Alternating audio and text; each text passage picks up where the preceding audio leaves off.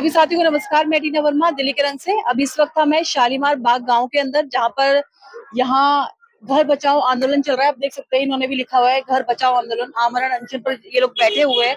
साथियों मैं आपको बता दूं, ये जो विधानसभा है सीएम रेखा गुप्ता की है। और ये जो आप मकान देख रहे हैं ना, सारे के सारे इन सब पे रिमार्क कर दिए गए हैं और अब इनको तोड़ने के जो है आदेश आ गए हैं। और साथ ही मैं आपको बता दूं कि इन लोगों ने अपनी पावर ऑफ अटॉर्नी, पीएम उदय योजना की रजिस्ट्रेशन, सब चीजें दिखा दी इन्होंने। पर इसके बाद भी अब इनको ये कहा जा रहा है कि जो इनका मकान बना हुआ है, इनका घर जो बना हुआ है, ये अनऑथराइज बना हुआ है, ये ऑथराइज नहीं है। और अब इनको तोड़ने की कार्रवाई आगे की जाएगी। और सभी जो है मकानों पर निशान कर दिए गए हैं, जो जो मकान टूटेंगे। और ये देख लीजिए किस तरीके से जो है अपने अपना अनशन कर रहे हैं। और इनको अब जो है 15 दिन का समय दिया गया है और ये कहा गया है कि 15 दिन के अंदर जो है ये मकान खाली कर दे। इसके बाद यहाँ पर जो है बुलडोजर चलेगा। इनसे बातचीत करते हैं। अंकल, क्या कहना चाहेंगे सरकार से? सरकार ये जो कदम उठा रही है। बहन जी, आप ये कदम बहुत गलत कदम है। आप एक बच्चे की निगाहों में देखो, बड़ा दर्द लगता है, बहुत गहरा गलत कदम है। बोला उनसे कि आप ये क्यों कर रही है, क्योंकि आप लोगों ने सपोर्ट भी किया होगा कल को उनको चुनाव को लेकर। देखिए, हम रिक्वेस्ट करते कम से कम आके बैठ तो जाओ। यहाँ पे बैठने से थोड़ा 5 मिनट में कोई बड़ी बात है। देखिए, आप भी बहन जी आए हो और काफी दूर से आए हो, वो कितनी अच्छी तरह शालीनता से बात कर रहे हैं आप।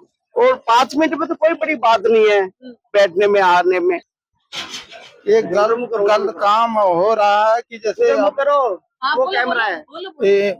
ये मकान ना तोड़े, पहले तो जिताए रेखा गुप्ता जी को, फिर अब उसके बाद अब ये करवा रहे हैं, तो एक गलत काम हो रहा है। हाँ जी, चलिए आइए अंदर भी बात करती हूँ। अंदर भी काफी सारे लोग बैठे हैं और देखो बच्चे हैं, काफी सारे लोग भी अंदर बैठे हुए हैं और दिन का समय हो रहा है। मैं सभी से बात करूंगी और इनसे जानूंगी।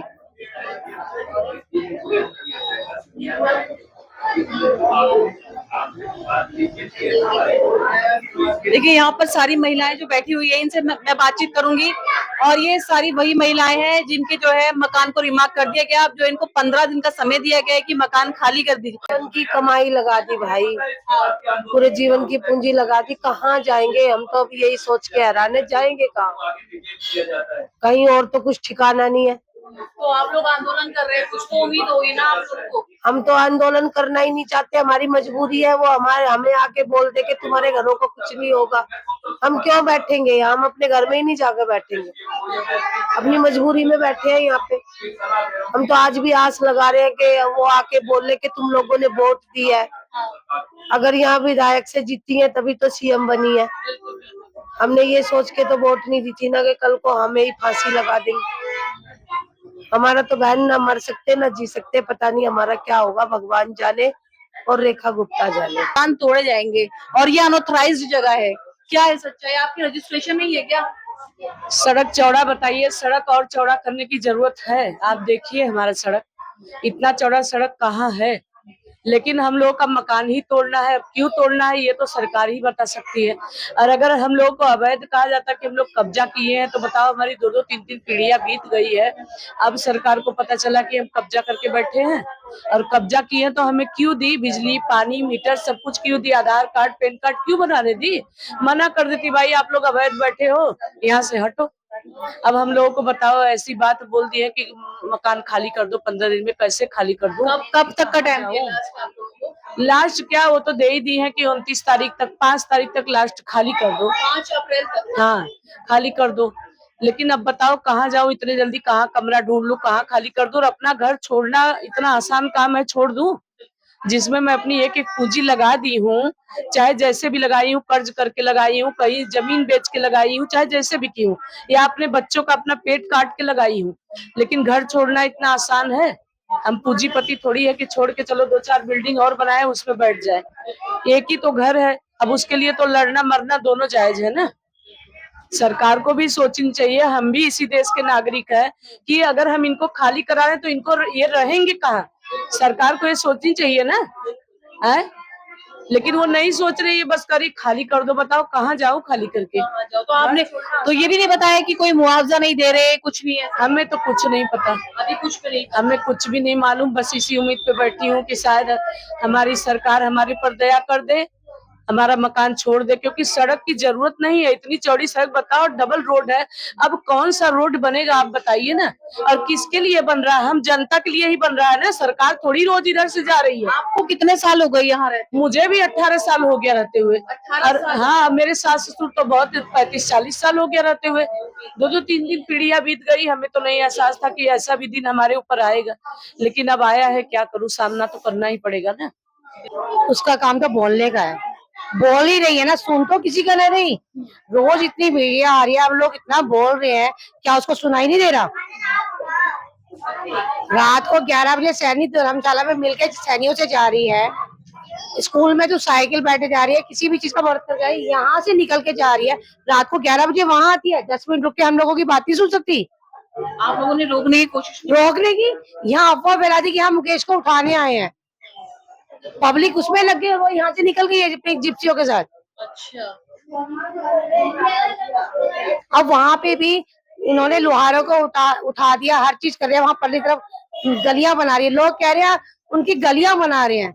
मैं ये कहती हूँ गलियां नहीं बना रही, कहते हैं ना बकरे को हलाल करने से पहले टीका लगा के उसे खिला पिला के हार पहना के होते हैं, उसके बाद उसको हलाल करते हैं। वो तो करेगी और कुछ नहीं करेगी। नहीं तो डबल रोड यहाँ पे हैगा, आपने देखा होगा बार, बीच में देखा होगा सिंगल रोड है। डबल रोड की जरूरत वहां पे है, यहाँ पे नहीं है। तो अब ये जो सड़क चौड़ा कर रहे हैं, इसको लेकर क्या कहेंगे? सड़क चौड़ा करने की बात करिए तो कह रहे सड़क छोटा है ये सड़क डिवाइडर छोटा कर दो, वहाँ नाला है, नाले पे रोड निकाल लो। ये यहीं पे रोड निकालना जरूरी है? हम लोगों से दुश्मनी है क्या? अगर दुश्मनी है तो आमने सामने बैठ के बात करे एक बार। तू हम मतलब तू इतनी सिक्योरिटी के बाद भी इतना डर रही है कि हम पब्लिक में नहीं खड़ी हो सकती। हम यहाँ बिना हथियार के, बिना उसके आराम से बैठे हैं, जब भी तू हमारी बात नहीं सुन सकती। हमारे क्या तेरे को खा जाएंगे हम? तेरे साथ इतनी सिक्योरिटी होने के बाद भी तू 10 मिनट नहीं रुक रही है यहाँ पे। अभी तक ये सोचते थे कि ना गलत बोले, ना गलत बोले, लेकिन 3 महीने में इसने इतना दुखी कर दिया है ना, अब मुंह से गलत ही निकलता है। तो अब लास्ट आपको 5 अप्रैल तक का समय दिया है? हाँ, 6 अप्रैल, मतलब अभी कोर्ट से 6 तारीख की डेट मिली है। 6 तारीख तक इसके बाद कार्रवाई होगी। इसके बाद देखते हैं, लेकिन कोशिश यही रहेगी मकान टूटने नहीं देंगे। या तो मार देंगे या मर जाएंगे, मकान नहीं तोड़ने देंगे।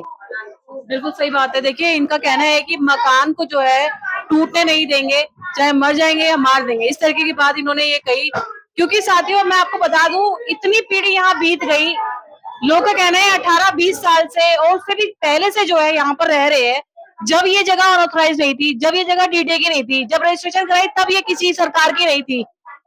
पर अब जब ये नई सरकार आई है और जब इन लोगों ने सपोर्ट भी किया है यहाँ से बीजेपी सरकार का, तो ऐसे में इन लोगों के आशियाने क्यों छीने जा रहे हैं, इनके मकान क्यों तोड़े जा रहे हैं? इनका ये कहना है कि इनको इंसाफ मिलना चाहिए और जो इनके घर है वो बचने चाहिए। आप देख सकते हो अब सारी औरतें जो है अपने घर के काम छोड़ छोड़ के बैठी हुई है। आपको ही पता है कि महिलाएं घर में फ्री तो होते नहीं है, सब लोगों को घर में कुछ ना कुछ काम होता है। कोई अपनी नौकरी छोड़कर बैठा है, कोई घर में काम छोड़ के बैठा है, कोई अपने बच्चों को छोड़ के बैठा है।